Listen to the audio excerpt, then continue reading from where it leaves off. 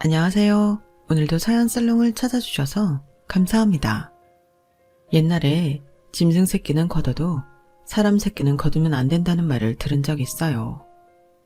그땐 어려서 그게 무슨 말인지 몰랐는데 지난 25년간 남의 자식을 제 자식처럼 정성스레 키워놓고 뒤통수를 시게 맞으니 그게 어떤 뜻인지 철저히 깨달았어요. 어느덧 제 나이가 50대 초반이 되었어요.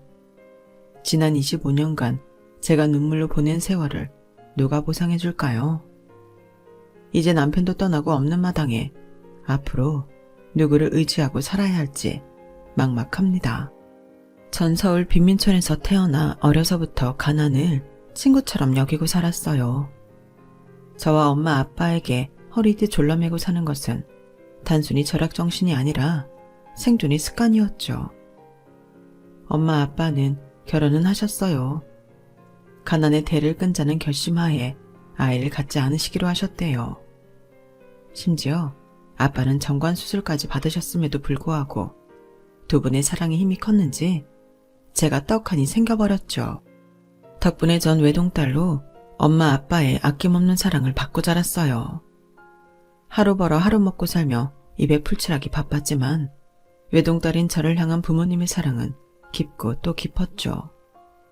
마음만은 부자인 집이었어요. 저희 아빠는 제가 어렸을 때부터 함께 배 타고 바다 낚시하는 걸 너무 좋아하셨어요. 제가 팔딱팔딱 뛰는 물고기가 신기했던지 그 옆에서 같이 팔딱팔딱 뛰는 모습이 너무 귀여우셨대요. 저는 명문여고에 진학하여 의사를 꿈꿀 정도로 성적이 꽤 괜찮았어요. 엄마 아빠가 고된 노동에 늘 힘들어 하시면서도 병원비 아까워 병원에도 못 가는 모습을 보면서 내가 의사가 되어 부모님을 마음껏 치료해드리고 싶다는 생각을 했죠. 고등학교 2학년 어느 날이었어요. 기말고사를 마치고 홀가분한 마음에 부모님께 바다 낚시를 또 가자고 졸랐죠. 늘 지인의 조그만 배를 빌려 낚시를 하곤 했는데 그날은 날씨가 좀 안 좋다며 다음에 가자고 하시더라고요. 우리 딸 시험도 끝났겠다. 웬만하면 아빠가 바다 낚시 데리고 가고 싶은데 오늘은 파도가 약간 있어서 다음에 가도록 하자. 아빠, 저번에도 이 정도 파도에 물고기 엄청 많이 잡았잖아요. 오히려 살짝 물이 일렁거려야 잘 잡히는 것 같아요. 나 이제 회도 먹고 매운탕도 잘 먹으니 가서 물고기 많이 잡아오자고요. 엄마도 같이 가서 말이에요. 제가 졸은 탓에 부모님께선 못 이기시고 함께 바다로 떠났어요. 나중에 크게 후회했죠. 순간의 선택이 천추의 한이 되었죠. 혹여나 타임머신을 타고 갈 수 있다면 딱 이 시점으로 되돌아가고 싶어요. 돌아가서 절대 그렇게 궂은 날씨에는 바다로 향하지 않았을 거예요. 출렁거리던 파도는 점점 거세졌고 조각배에 타고 있던 저희 가족을 집어 삼켜 먹어버렸어요. 저희 가족과 배를 운항하던 지인분 모두 바다에 빠졌고 나중에 들으니 그 지인분께서는 제일 어린 저만 구할 수 있었다고 해요. 엄마 아버지는 순식간에 깊은 바닷속으로 잠겨버렸다고 하네요. 내가 미쳤지. 엄마 아빠한테 애교 부린답시고 내 부모님을 지옥구덩이로 몰아넣었구나. 이런 불효녀가 세상에 또 있을까? 난 죄인이다. 죄인이야. 죽일년이라고. 짐승처럼 울고불며 내 가슴을 치고 또 쳤지만 이미 벌어진 일을 다시 되돌릴 수 없었죠. 시간이 좀 지나고 부모님에 대한 죄송함과 후회가 좀 옅어지자 혼자 남겨졌다는 현실이 크게 다가왔어요. 나 홀로 살아갈 생각을 하니 앞이 막막하더군요. 당장 집에 혼자 있는 것도 너무 무서웠어요. 냉장고엔 플라스틱 병에 있던 쌀 조금과 라면 몇 개가 전부였죠. 저는 당연히 의사의 꿈과 함께 대학이고 뭐고 다 포기하고 고졸로 바로 취업하기로 마음먹었죠. 이런 저를 안타깝게 보신 저희 담임선생님께서 절 부르시더군요. 성주야, 네가 우리 반에서 1등인데 돈 때문에 대학 입시를 포기한다고? 그건 말도 안 돼. 그럼 전문대 취업 잘 되는과라도 가보자. 수능은 포기하지 말고 꼭 봐. 전 담임선생님의 말씀대로 간호전문대에 입학했어요. 간호사로 교대 근무까지 하면 월급이 꽤 된다고 하더라고요. 전문대 학비는 최대한 열심히 공부해서 장학금으로 충당했고 얼른 졸업해서 돈 벌 생각만 하고 있었어요. 간호학과 수업 중 내과에 관련된 교과에 들어오던 젊은 대학 교수님이 계셨어요. 성함이 유땡땡 교수님이셨는데 아리따운 아내와 갓 태어난 아들 얘기 등 수업 도중 가족 얘기도 가끔 하시던 활기찬 교수님이었죠. 저는 당시 과대표를 맡던 중이어서 교수님들께서 제 전화번호를 아셨어요. 그분들도 개인 사정이 생겨 강의에 약간 지각하실 때가 있는데 그럴 땐 저에게 연락하셔서 출석 체크를 부탁하시곤 했죠. 그런데 유 교수님께서 연속 2번씩이나 결강하시더군요. 아무런 연락도 없이 말이죠. 학교 측에서 연락을 해도 받지 않으신다고 하더라고요. 전 교수님께 문자를 드렸고 얼마 후 연락이 왔어요. 다 꺼져가는 비참한 목소리로 말씀하시더군요. 연락도 없이 참 미안합니다. 가족끼리 봉고차 빌려서 바다로 여행을 가다가 그만 사고로 다 떠나갔네요. 교수님께선 거의 오열하며 말을 잇지 못하시더군요. 어머 교수님, 그런 일이 있으셨군요. 진정하세요 교수님. 건강은 괜찮으신 건가요? 학교 측에는 제가 말씀드릴게요. 고마워요. 더 이상 강의는 못할 것 같군요. 워낙 정신없는 통에 대충 보이는 연락처로 전화하는 거니 학교 측에 잘 좀 설명해 줄 수 있을까요? 네, 알겠습니다, 교수님. 저도 실은 몇 년 전에 엄마 아빠와 함께 배 타러 갔다가 사고로 저만 살아남았어요. 교수님 잘못 아니니 너무 시리에 빠지지 마세요. 지금은 삶이 지옥 같겠지만 시간이 해결해 줄 거예요. 힘내세요. 나중에 교수님께 들으니 진정성 있는 저의 말에 아주 조금이나마 위로가 되었다고 하더군요. 그날 이후로 교수님 일은 완전히 잊고 다시 열심히 공부에 매진하여 대학병원 간호사가 되었죠. 몇 년 뒤 어느 날 이 교수님과는 병원에서 내과 의사와 직속 간호사의 관계로 다시 만나게 되었어요. 교수님 얼굴이 조금은 밝아 보여서 마음이 놓였습니다. 맞이애야, 이 병원 간호사가 되었군요. 여기 성적 좋아야 들어올 수 있는데. 하긴 과대표에 똑똑했으니 당연히 들어올 만하지. 너무 반가워요. 교수님 안녕하세요. 그때 그 사고 이후로 그래도 밝은 모습 뵈니 너무 좋네요. 앞으로 잘 부탁드립니다. 그때 그 사고로 와이프며 아버지며 동생까지 다 떠나보내고 우리 아들과 치매 걸린 노모만 살아남았어요. 아들은 이제 3살 됐는데 지금은 시터 아주머니가 봐주고 있지만 우리 아들과 어머니를 위해서라도 열심히 살아야죠. 아, 그러시군요. 어른한테 이런 말은 좀 그렇지만 장하시네요. 전 저희 가족 사고 났을 때 절망의 심연에 빠져 얼마나 허우적댔는지 몰라요. 지혜 양이 그때 해줬던 위로의 말이 진정성 있게 다가오더라고요. 늦었지만 고마워요. 난 당장 갓 태어난 아기가 있으니 절망에 빠질 틈도 없었죠 뭐. 여튼 다음에 밥 한번 살게요. 다음에 밥 산다는 그 약속을 아주 나중에 지켰어요. 유 교수님은 그로부터 얼마 지나지 않아 개인 병원을 차려 나갔거든요. 그리고는 절 간호사로 픽업하고 싶다며 연락해왔어요. 저녁 식사를 같이 하며 함께 상의해보기로 했죠. 그런데 그는 식사 자리에 아들을 데리고 나오더군요. 전 깜짝 놀랐어요. 부침성 좋아 보이던 그 아이는 절 보자마자 제 품에 달려와 안겨서 연신 엄마 엄마를 외쳤어요. 어머, 엄마가 그리웠구나. 안쓰럽네요 교수님. 이를 어쩌나? 안쓰러운가요? 전 보기 좋은데요. 우리 아들이 지혜 양을 진짜 엄마라고 생각하는 것 같기도 하고. 네? 교수님, 전 아직 20대 중반밖에 안 돼서 엄마라는 말이 와닿지가 않네요. 아기가 너무 귀엽네요. 교수님 많이 닮은 것 같아요. 부침성 있는 성격도 말이죠. 신기하네요. 아기 이름은 뭔가요? 유민준이에요. 그리고 나한테 교수님이라고 부르지 말고 앞으로 그냥 성추 씨라고 부를 수 있을까요? 네? 그래도 어떻게 버릇없이 교수님 성함을 함부로 부를 수 있겠어요. 그럼 선생님이라고 부를게요. 앞으로 선생님 개인 병원에서 함께 일할 거잖아요. 에이, 지금 이 자리는 계급장 다 떼고 그냥 사람 대 사람으로 만나는 거예요. 나중에 함께 일을 할지 아님 가족이 될지는 모르는 거잖아요. 네? 가족이요? 함께 일하는 가족 말씀이신가요? 대체 무슨 말씀이신지 이해가 잘 안 되네요. 차차, 제 생각을 밝힐게요. 우리 나이 차이가 20살이나 나서 내가 너무 염치 없는 것 같아 빠르게 다가가긴 어려울 것 같아요. 그래도 지혜 씨는 워낙 똑똑한 사람이니 내가 오늘 우리 아들까지 데리고 나온 이유를 눈치챘겠죠. 저와 20살 차이나 나는 중년의 남자이자 아들을 키우고 있는 싱글남이 절 여자로 보고 있던 사실이 좀 당황스러웠어요. 하지만 워낙 콧남에 성격 좋고 능력 있는 사람이 진정성 있게 다가와 준 것에 대해 고맙기도 하더라고요. 아이가 있고 나이 차이가 많이 나는 것만 빼면 제 이상형에 가까운 사람이었거든요.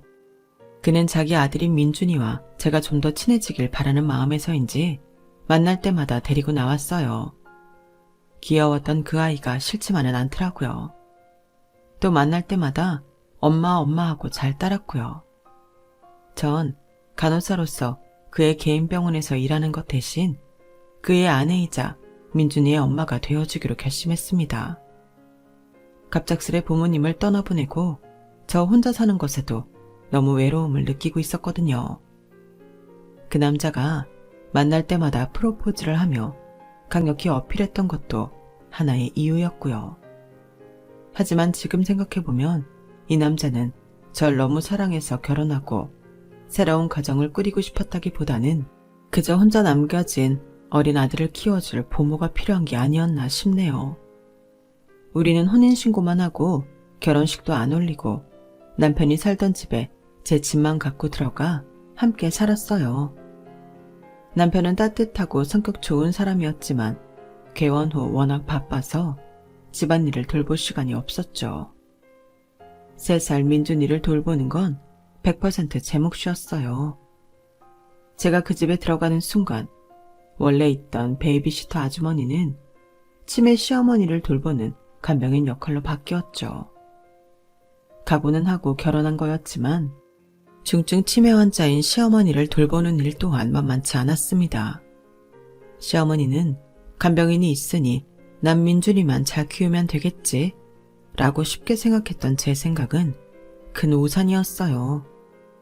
시어머니의 치매 증상은 점점 심해지고 나중에는 폭력적으로까지 변해 당최 걷잡을 수가 없었어요.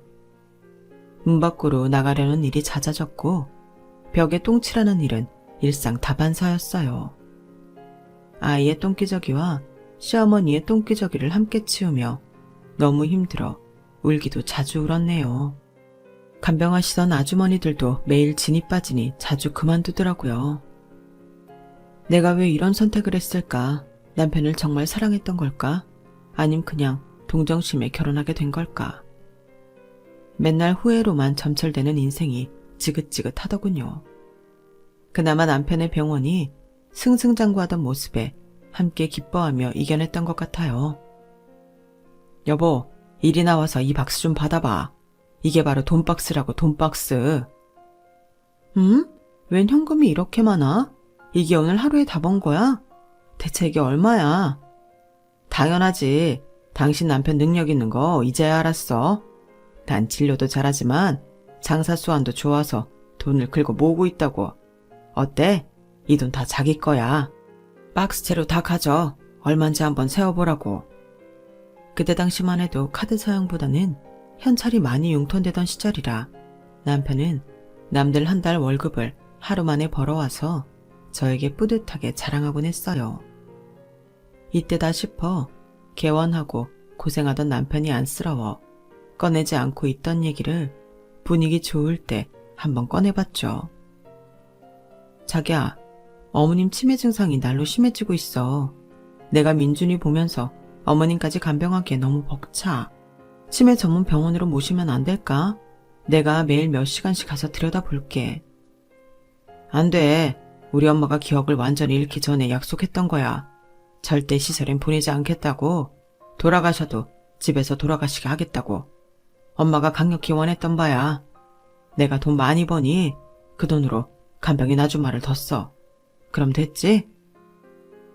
어머님이 내가 며느리인 걸 아시는지 자꾸 나한테만 시켜달라 먹여달라 하시는 통에 힘들어 죽겠다고. 간병인 아줌마들이 하는 건 다 거부하신다니까? 당신 나 진짜 피 말려 죽는 꼴 보고 싶어서 그래? 내가 돈 벌어다 주잖아. 우리 민준이도 아직 어리고 워낙 착하니까 별로 손 갈 일도 없고. 편하게 살면서 왜 징징대? 뭐? 편하게 살아? 당신 미쳤어? 맨날 병원 일 돌본다고 당신이 집안일 한번 제대로 들여다본 적이나 있어? 그리고 애가 아직 어리니까 당연히 손 갈 일이 많지. 뭔 소리야? 내가 무슨 만능 로봇이야? 나한테 이 일 저 일 다 시키면 어떡해? 그럼 내가 병원 일 그만두고 집에서 애 보고 우리 엄마 돌보고 할까? 당신이 나가서 돈 벌어올래? 나만큼 벌어올 수 있어. 지금 돈 번다고 유세야? 나 고생하는 건 아랑곳하지도 않고? 날 대체 왜 시집을 하고 한 거야? 간병인 역할, 유모 역할 하라고? 지금 와서 다 그게 무슨 말이고 무슨 소용이야? 당신을 사랑해서 결혼하자고 한 거야. 이제 됐냐? 그럼 나도 애기 가질래. 날 사랑해서 한 가정을 이룬 거면 우리 사이에도 아이가 있어야 할 거 아니야. 왜 맨날 피임해? 애 갖는 거 왜 피하냐고. 나도 내 아기 갖고 싶어. 그건 안 돼. 아기 생겨서 거기에 온 신경이 다 뺏기게 되면 민준이한테도 큰 상처일 거야. 우리 아들에게 두 번 다시 시련을 겪게 하고 싶진 않아. 우리 사이에 아이는 민준이 뿐이야. 친자식이라 생각하고 길러줘. 제발 부탁이야. 나도 부탁 좀 하자, 여보. 우리 아기 한 번만 갖자. 나도 내 피가 섞인 아이를 한 명 키우고 싶어. 난 민준이도 내 아들이라고 생각해. 형제 만들어주면 좋잖아. 우리 아기 생긴다고 해서 민준이한테 절대 소홀히 하진 않을 거야. 정말 미안한데 그건 안 되겠어, 여보. 우리 아기는 갖지 말자. 민준이 한 명만 잘 키우자. 난 더 이상의 아이는 원치 않아. 그리고 엄마 사실 날이 많지 않으니 돌아가시는 날까지 집에서 잘 모셔줘. 원하는 돈은 내가 다 갖다 줄게. 철통수비였어요. 그 순간 남편이 도저히 뚫을 수 없는 거대한 장벽같이 느껴졌죠. 어린 나이에 20살 차이 나는 남자와 결혼해서 개고생하는 대가가 고작 이건가? 너무 비참해서 도망치고 싶었어요. 이혼해버릴까 수만 번 생각했지만 민준이와 시어머니 뒷바라지를 하느라 정신없는 통에 다 잊고 말았네요. 매일매일을 도장 깨기 하듯 살았으니 말이죠. 남편은 돈 벌어올 줄만 알았지 재테크에는 젬병이었어요. 전 그 돈을 통장에 쌓아놓고 있다가 대출받아서 연식이 오래된 꼬마 빌딩에 투자하고 빌딩에서 나오는 월세로 대출을 상환하고 이걸 계속 반복했어요. 시간을 쪼개고 또 쪼개어 공인중개사 사무실을 돌아다니며 정보를 얻었죠. 그렇게 사모한 꼬마 빌딩이 총 10채. 그중 대지가 넓직한 것들은 헐고 새 건물로 다시 지었어요. 지하 주차장도 만들고 말이죠. 자그마한 땅에 있던 건물은 옆 건물까지 함께 사들여 큼지막하게 다시 지었죠. 매입 당시 가격보다 많게는 10배까지 오른 것도 있네요. 남편도 저의 부동산 재테크 실력에 감탄을 하더군요. 딱 하나, 바보 같았던 점은 순진했던 제가 남편의 돈으로 사는 거니 거의 다 남편 명의로 했다는 거예요. 나중에 남편이 먼저 떠날 때 땅을 치고 후회했죠. 민준이는 아주 어릴 적엔 절 잘 따랐지만 점점 커가며 엇나가기 시작했어요.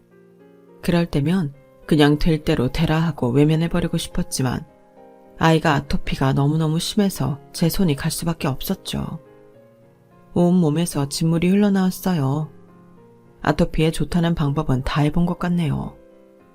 지장수가 좋다고 하여 황토를 체에 걸러 고운 입자만 담아서 그물을 거르고 또 걸러 맑은 지장수를 만들어 마시게 하고 씻기고 그랬네요.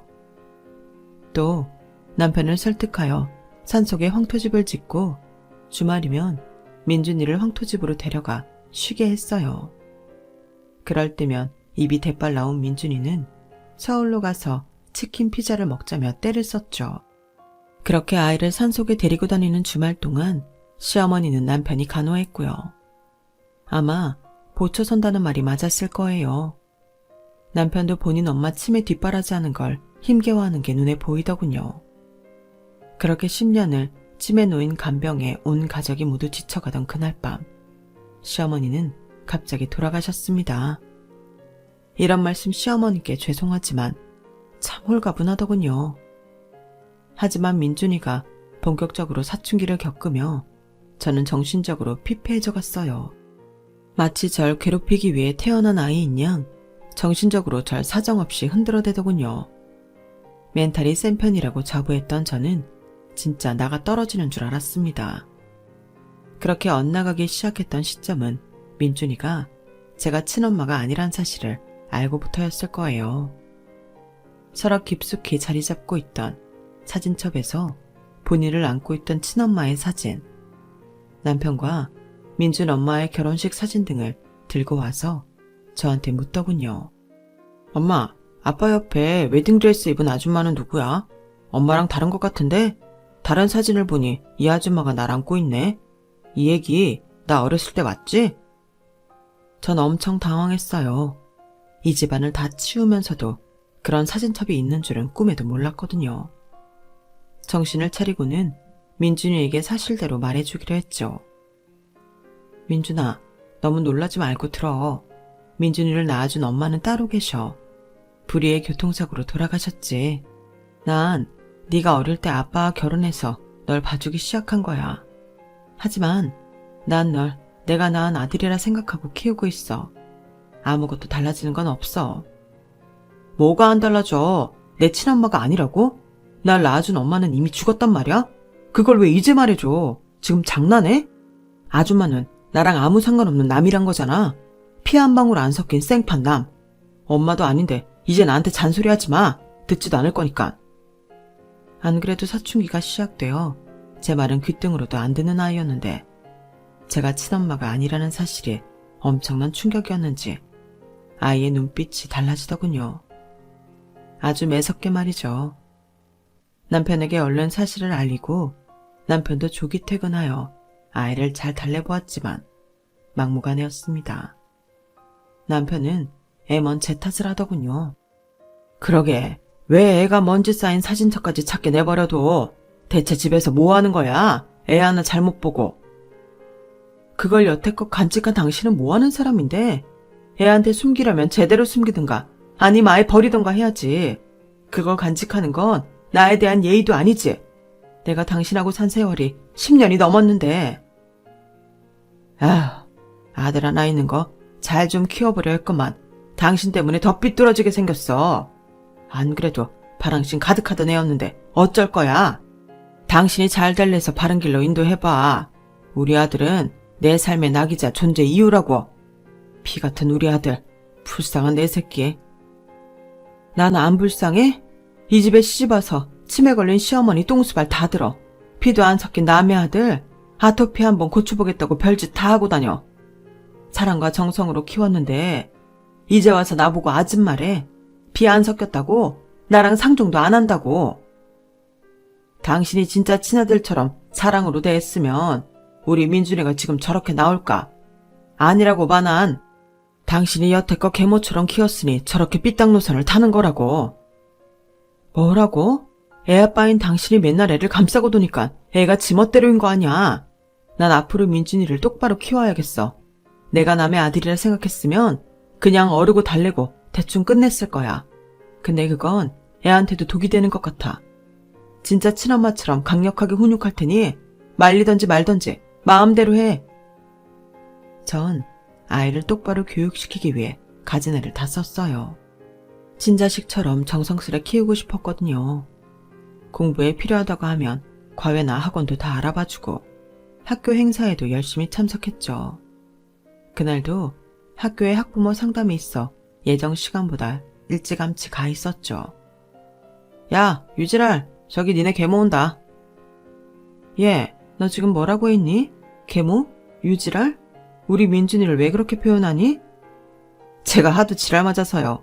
친구들 물건 다 뺐고 학교에서 지 맘대로 행동하고 완전 지랄 맞아요. 아무리 그렇다 한들 친구를 그렇게 안 좋게 표현하면 어떡하니? 아줌마가 유지랄 칠엄마도 아니잖아요. 뭔 상관이에요? 걔 말에 의하면 잘 대해주지도 않는다는데요. 민준이가 친구들한테 절 그렇게 설명하고 다닌다니 모욕적이었습니다. 잠시 후 담임선생님과 학부모 상담을 했고 민준이의 친구들 표현이 딱 맞을 정도로 학교 생활을 엉망으로 하고 있더군요. 민준이 어머님, 민준이가 가족을 극도로 싫어하고 있어요. 자기를 완전히 방치한다면서요. 그래서인지 온갖 비행 청소년 같은 행동은 다 하고 다닙니다. 수업 빼먹고 오락실 PC방에 가 있고요. 주임 선생님이랑 가서 잡아온 게 한두 번이 아니에요. 그런가요? 전 민준이 어릴 때부터 봐왔지만 저렇게까지 사춘기를 심하게 겪을 줄 몰랐어요. 친엄마는 아니지만 온갖 정성을 다 쏟고 있습니다. 방치한다는 건 민준이가 일부러 거짓말을 한 것 같아요. 전 머리가 땅에 닿도록 조아리며 담임선생님께 사과를 드리고는 집으로 왔어요. 아이가 먼저 도착해 있더군요. 너 대체 엄마에 대해 남들에게 어떻게 말하고 다니는 거야? 내가 너한테 못해준 게 뭐야? 말해봐 어디? 아줌마가 왜 내 엄마야? 혹시 우리 아빠를 몰래 좋아해서 일부러 내 친엄마 사고나게 한 거 아니야? 우리 엄마 죽인 거 아니냐고. 너 지금 무슨 말도 안 되는 얘기를 하는 거냐? 내가 너를 어떻게 키워왔는데. 니네 할머니 치매 걸린 와중에도 널 정성으로 키워왔는데 지금 와서 뭐? 이런 배은망덕한 것 같으니라고? 어느 날은 혼내보기도 하고 어떤 날은 어르고 달래보기도 했지만 민준이는 크면 클수록 스케일 크게 삐뚤어 나갔습니다. 한 달에 몇백씩 쏟아부었던 사교육은 말짱 헛것이 되었죠. 민준이는 대학은 절대 안 가고 나이트 삐끼하며 생활한다고 하더군요. 나이트클럽 앞에서 호객행위나 하던 민준이를 잡아온 것도 수차례. 집에 들어 앉힐 때마다 저와 남편 보란 듯이 머리를 빡빡 밀고 문신을 더 요란스럽게 하고 들어왔어요. 마치 시위하듯 말이죠. 남편도 그런 아들의 모습에 점점 지쳐가는 것 같았어요. 그냥 용돈 쥐어주며 사고만 치지 말고 살라고 하더군요. 그러나 민준이는 다른 의미로 대형 사고를 치고 집에 들어왔습니다. 나이트에서 만난 여자를 임신시켜 들어온 거였어요. 철딱선이 없어 보이던 그 아가씨는 민준이 아빠가 의사라고 하니 있어 보였는지 만난 지 100일도 안 돼 결혼을 하겠다며 왔죠. 저 이 아가씨랑 결혼해요. 우리 와이프 임신했거든요. 벌써 혼인신고 끝냈어요. 살집 좀 마련해주세요. 돈 안 주시면 제 방에서 그냥 같이 살게요. 뭐? 너 지금 제정신이야? 엄마 아빠한테 이런 방구도 없이 이미 혼인신고까지 하고 여자 임신시켜와서 대뜸 돈 달라고? 그 돈을 아빠가 줄 것 같아? 아빠는 늘 내 말 들어줬잖아요. 아빠의 손주가 생겼다고요. 기쁘지 않으세요? 그리고 왜 저 아줌마가 내 엄마예요? 내 친엄마는 죽었잖아요. 야 유민준, 저 아가씨 보는 앞에서까지 끝끝내 날 아줌마라고 칭해? 너 진짜 이럴 수 있는 거냐? 이게 널 위해 20년 넘게 희생한 대가냐고. 희생? 내 마음에 차지 않는데 누굴 위해 희생했다는 거지? 참내 기가 차서. 아줌마는 됐고요. 아빠가 돈 주면 되겠네요. 아빠 돈 많잖아요. 건물들 다 아빠 명이잖아요. 거기서 나오는 월세 일부만 대주세요. 네? 임마, 용돈은 이미 차고 넘치게 주고 있잖냐. 엄마한테 아줌마라고 하는 거 더는 용납 못한다. 예의 바르게 행동해. 혼인신고하고 임신까지 했다면 모를 수도 없고 결혼시켜야지 뭐. 일단 아기 낳고 결혼식은 올리도록 하자. 천방지축이 널 밖에 내놓고 두고 볼 순 없어. 아이를 키운다는 것도 보통 일이 아니고. 우리 집 넓고 방이 여러 개이니 몇 년만이라도 일단 여기서 다 함께 지내도록 하자. 네? 아니 아버님, 의사에다가 건물주에 돈도 많다고 들었는데 시댁에서 애 낳고 신혼생활 하라고요? 그렇게는 못해요. 저희 앞으로 아파트 한 채 사주세요. 아니 아가씨, 우리 부부가 그쪽을 며느리로 허락한 지 얼마 되지도 않았는데 바라는 게 많구만. 아무리 임신했다고 해도 그렇지 갑자기 와서 아파트 사놓으라면 기분 좋겠어요? 아줌마는 뭔 상관이에요. 아줌마 명의로 된 재산 하나도 없다면서요. 민준 씨 친엄마도 아니라면서 엄마인 척 오지네? 그리고 아줌마는 임신해본 적도 없다면서요. 입덧해서 고단한 날 이해하겠냐고요, 어디? 뭐야, 너 몇 살이야? 어디서 어른한테 막말을 퍼부어? 아주 쌍욕만 안 했지 싸가지가 하나도 없네? 임신한 게 벼슬이냐? 야, 유민준, 너 어디서 이런 여자애를 데리고 왔어? 여보, 나 이런 애들이랑 같은 집에 못 살아요. 날 택하든지 아들 내외를 택하든지 마음대로 해요. 남편은 당황한 기색이 역력했어요. 남편은 현금 5억이 든 통장을 가져와 아들 내외에게 나가서 집을 얻든 차를 사든 마음대로 하라고 했어요. 짐을 싸서 내보내더군요. 남편이 만약 그렇게 하지 않았다면 그때 바로 이혼을 택했을 거예요. 시어머니도 예전에 돌아가셨고 아이도 다 컸겠다. 그 집안에서 제가 더 이상 할 일은 없다고 생각했거든요. 남편과는 사이가 좋았지만 둘 사이에 아기가 없다 보니 그리 끈끈하게 느껴지진 않았어요. 사랑의 유효기간이 지나도 훨씬 지난 시점이었으니까요. 모든 풍파가 다 끝났다고 생각됐을 즈음 마지막으로 가장 센 게 오더군요. 이래서 인생은 방심하면 안 되나 봅니다. 남편이 눈에 띄게 살이 빠지더니 복통이 있어 받은 검사에서 췌장암 말기 판정을 받은 거였죠. 내과 의사로 잘 나가던 남편은 정작 본인의 건강은 챙기지 못했던 거죠. 췌장암 말기는 완치가 힘들고 남은 삶이 얼마 없다는 걸 의사 본인이 더 잘 알기에 남편은 오히려 덤덤하더군요. 완전 패닉 상태에 빠진 건 저였어요. 미우나 고우나 남편이라고 믿고 25년간 살아왔는데 다시 저 혼자 남겨진다는 사실이 믿기지 않았죠. 민준이는 절 남보다 못한 취급하고 내가 낳은 자식도 없는 판국에 남편까지 떠난다니 30년 전 엄마 아빠가 떠나버리던 그때가 떠오르더군요. 그동안 재테크로 사들였던 꼬마 빌딩들에서 나오는 월세로 우린 돈 걱정 없이 살 수 있었죠. 남편을 어떻게든 살려보고자 하는 마음에 있는 돈을 다 써서라도 고쳐보자 했지만 남편이 그냥 자연스럽게 떠나고 싶다고 하더군요. 남편에게는 전부나 다름없던 아들에게 이런 사실을 알리고자 민준이와 며느리를 집으로 불렀습니다. 너무 놀라지 말고 들어라 민준아. 아버지가 췌장암 말기로 사실 날이 얼마 남지 않았으니 이 집으로 들어와서 곁에서 간호해라. 뭐요? 아빠가 얼마 남지 않았다고요? 시한부 뭐 그런 거예요? 헐, 근데 나보고 간호하라고? 아줌마가 간호해요. 왜 그걸 나한테 떠넘기려는 거죠? 그때 옆에 있던 며느리가 민준이의 옆구리를 쿡쿡 찌르며 귓속말을 하더군요. 하도 가까이 모여 있어서 좀 들렸는데 유산 어쩌고 얘기하는 것 같았어요. 며느리와 상의하던 민준이는 자세를 고쳐앉고는 갑자기 온순하게 얘기하더군요.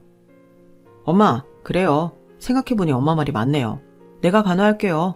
우리 아빠 하나뿐인 자식인데 내가 옆에 있어야지 암. 그래, 니네 부부가 무슨 생각을 갖고 있던 아빠 옆에서 네가 힘이 되어주렴. 신생아의 우리 손주도 옆에서 자주 보여드리고 말이야. 남편은 아들과 함께 살게 됐다는 사실에 기뻐했지만 그것도 잠시였고 병세가 급속도로 악화되었어요. 몇 달 만에 사람이 이렇게 변할 수 있나 싶을 정도로 뼈만 남은 해골이 되어버렸죠. 고열이 자꾸 났던 탓인지 귀도 잘 안 들리게 되었고 눈도 잘 안 보인다는 나날이 늘어갔어요. 남편이 외로울까봐 마지막 가는 길 친구들과 추억 많이 쌓으라며 남편의 친구들한테 연락을 해서 집에도 많이 초대했죠. 남편에게 죽음의 그림자가 점점 드리워지는 동안 하나뿐인 아들 민준이는 점점 화색이 돌더군요. 남편의 기운을 조금이나마 북돋기 위해 민준이를 곁에 두었는데 민준이만 방에 들어갔다 나오면 어째 남편의 얼굴은 더더욱 슬퍼 보였어요. 비가 추적추적 내리던 날 밤 제품에서 남편은 저 세상으로 편안히 떠나고 말았어요. 그동안 제가 진정하고 마음의 준비를 할 시간을 주어서 하늘이 무너지는 듯한 엄청난 슬픔을 감당할 수 있었죠. 그런데 유민준 이 새끼는 장례식에 억지로 참석해서는 띵가띵가 하며 한쪽 구석에서 지 옆에 내랑 아이와 함께 놀더군요. 야, 너네 아버지가 돌아가셨는데 왜 웃음꽃이 피냐? 이 후레자식아, 눈물 한 방울 안 나오더냐? 아줌마가 뭔데 나보고 울어라 말아라야. 혹시 돈 때문에 이 지랄하는 거야? 아빠 유산은 내가 다 챙길 테니 이제 그만 꺼져 주세요. 뭐라고? 돈 때문에 여지껏 아버지 곁에서 간호하는 척 했던 거냐? 너네 내가 지구 끝까지 쫓아가서 죗값 치르게 할 거야, 이 사이코들아. 민준이 내외를 쫓아버리고 저 혼자 꾸역꾸역 장례를 치르고 있는데 마지막 날 남편과 친하게 지내던 정 변호사가 찾아왔어요. 형수님, 출장에서 돌아와 이제야 찾아뵙니다. 죄송해요. 우리 형님 장례에 제일 먼저 왔어야 하는데. 아니에요, 변호사님. 와주셔서 감사해요. 형수님, 형님께서 절 믿고 제게 유언장을 맡기셨어요. 전에 형님 댁에 갔을 때 직접 유언장 작성하는 영상도 찍어놓고 형수님께 전하는 육성도 녹음하고요. 잠시 이쪽으로 와서 확인하시죠. 저는 부동산까지 합쳐 200억이 넘는 재산을 그토록 사랑하던 아들에게 대부분 다 준다는 유언이겠지 예상하고 영상을 봤어요. 하지만 화면 속 남편은 제 예상과는 완전히 다른 얘기를 하더군요. 여보, 내가 아기 낳지 말자고 한 것 너무 미안해. 그땐 솔직히 우리 민준이밖에 몰랐던 것 같아.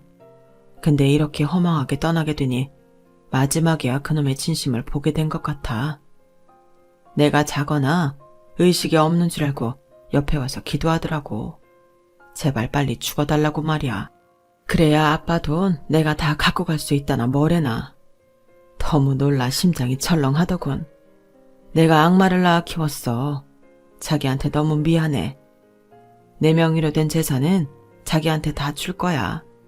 그 재산에 자기의 공이 더 크니 어쩌면 당연한 일이지. 그놈한테 한 푼도 안 가게 해줘.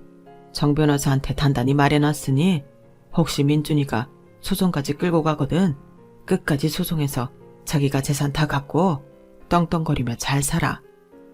자기 아직 50살밖에 안 됐으니 다보다 훨씬 멋진 남자 만나서 꼭 재혼해. 그동안 못난 남편 만나 치매 걸린 시어머니 뒷바라지하고 남편 말기암까지 간병하다 젊은 시절 다 보낸 것 같아. 미안하고 또 미안해. 사랑했어. 그동안. 안녕 내 사랑. 눈물이 주르륵 나서 정신이 없더군요. 이후 영상에서 남편은 정 변호사의 지시에 따라 같은 취지의 유언장을 작성하고 읊으며 최대한 본인 뜻이 잘 관철될 수 있도록 정성을 다하는 모습이었습니다. 다 죽어가는 마당에 말이죠. 이 영상을 바로 유민준 이놈에게 전송했고 바로 달려오더군요. 대체 이게 어떻게 된 거야, 이 아줌마야. 이 영상 조작했지? 우리 아빠를 어떻게 구워 삶은 거냐고. 내 재산 다 내놔. 이제 아빠 죽었으니 다 내 거잖아. 얼른 내놓으라고 이 욕심쟁이 할망구야. 할 수 있는 수단이 있으면 어디 해봐. 난 네 아빠의 뜻에 따를 뿐이야. 내 남편은 너한테 단 한 푼의 재산도 넘어가지 않길 바라며 저 세상으로 갔다고. 유언장 확인했잖아? 씩씩거리며 돌아가더군요. 예상했듯이 소송을 걸어왔어요. 전 정 변호사를 필두로 초호화 변호사 군단을 꾸려 대응했죠. 결과는 당연히 저희 승리였어요. 유민주는 으르렁거리며 돈 내놓으러 갈 땐 언제고 이제 제 앞에 와서 한 푼만 줍쇼 하며 펑펑 울더군요. 돈 좀 줘요 엄마. 지금껏 난 엄마라고 믿고 따랐는데 이렇게 맨몸으로 내쫓으면 어떡해요. 저 아빠 유산 한 푼도 못 가져가면 이혼당해요. 자, 옛다 100만 원. 네 와이프가 좋아하는 명품백 중고로 하나 사가든지 해. 니네 애들이 불쌍해서 주는 용돈이니 받고 떨어져. 그리고 어디서 엄마라고 불러? 난 네 엄마 아냐. 내 뱃속으로 낳지도 않았는데 웬 엄마? 이건 네가 날 그동안 철저히 무시한 복수야. 전 5만 원짜리 20장을 그놈 얼굴에 뿌리고는 안방으로 들어와 버렸어요. 더 이상 얼굴 마주하고 싶지도 않았거든요. 주섬주섬 현금을 줍더니 고개 푹 숙이고 나가더군요. 이젠 다 끝났네요. 유씨 집안으로 시집와 25년간의 저의 역할은 장렬히 막을 내렸습니다. 이젠 맞이해 본래의 제 모습으로 돌아와 살려고 해요. 저의 앞길이 꽃길이기만을 빌어봅니다. 이렇게 털어놓고 나니 마음이 조금 편안해지는 느낌이에요. 지금껏 제 사연 들어주셔서 감사합니다. 같이 해주신 분들 모두 건강하시고 커다란 행운도 가득하시길 바랍니다. 여러분, 사연 댓글에 응원과 현명한 조언 부탁드려요. 좋아요와 구독은 저에게 큰 힘이 됩니다. 오늘도 좋은 일 가득하세요.